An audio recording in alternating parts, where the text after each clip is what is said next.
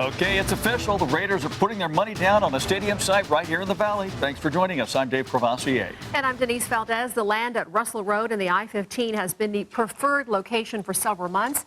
Today, the team's development company closed escrow on that property. That's where Politics Now co-host Patrick Walker and sports director Chris Matthews are live with team coverage of what this real estate deal means. Guys? Well, good afternoon. Yeah, standing here on what most likely would be where the field is. It's hard to imagine, Chris, taking a look at this site and what's behind us and even what we've been through just in the last 6 months to a year, that we'd be talking about, hey, this is where the NFL field is going to go. It is hard to imagine that Mark Davis was here a year ago almost this week, where he got in front of the Stadium Authority Board and said, hey, if you build me a stadium, I'll bring my franchise here. And everybody kind of gasped. You would do what? He said, yeah, I'll bring the Raiders. They're one of the most iconic NFL franchises in the NFL. Well, here at I-15 and Russell Road, this is a site, of course, as we mentioned, we've been anticipating now for quite a while. There's been some site work that we've seen on this particular location, looking at core samples and things like that. And after all of that, today the Raiders closing escrow on this 62-acre lot for some $77.5 million. It's under LV Stadium Company LLC. That's the development company backed by the Raiders. They're the buyer. It's a key step in the financing part of the deal because the Raiders don't get to tap into the $750 million in public funding until the land is purchased and turned over to the Stadium Authority. Clark County began collecting the added room tax in March, and the first deposit into the county coffers last month was $4.6 million, about 25% ahead of the projected revenue. Now, while things have been moving at a fever pitch to get to this point, County Commission Chairman Steve Sisolak says that pace will have to continue in order to meet all the construction deadlines. So there's a lot of different agencies they're working with at the same time here, and the county is one of them. But they've been nothing but cooperative and hardworking. I mean, we give them a list of things they need to do. They check them off, they hand them in, they turn them back.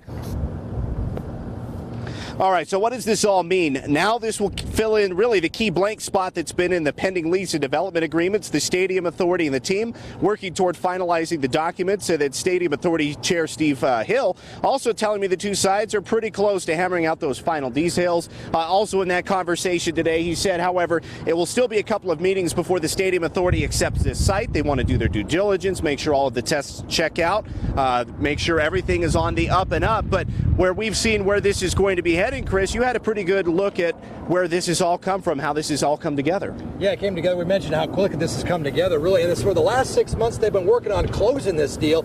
And the gentleman who actually first introduced this plot of land to Raiders owner Mark Davis, we met with him today. And, of course, that is a guy by the name of John Knott. Now, John Knott first approached Mark Davis. He said, hey, this land is surrounded by 4 streets, has freeway access, it's close to the Strip.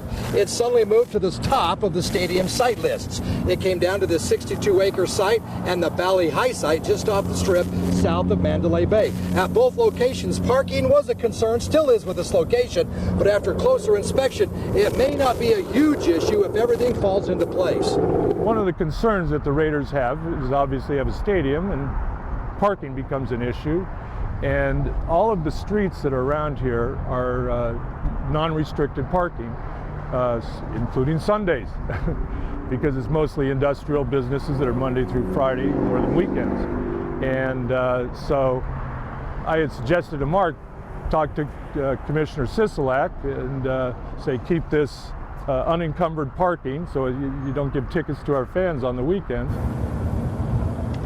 All right, little history on the price of the land. At its high point prior to the recession, it was trading at $300 million.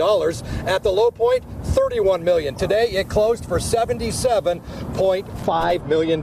Still lots of pluses to this site, Patrick, when you think about the transportation needs. Of course, walkways to this site, light rail perhaps, a monorail, freeway, ingress, egress. So a lot of pluses when you think about this is surrounded by 4 streets. Yeah, we'll have a lot more on that conversation in the coming months, and of course a lot more coming up for you tonight at 6. With Chris Matthews, I'm Patrick Walker, 8 News Now.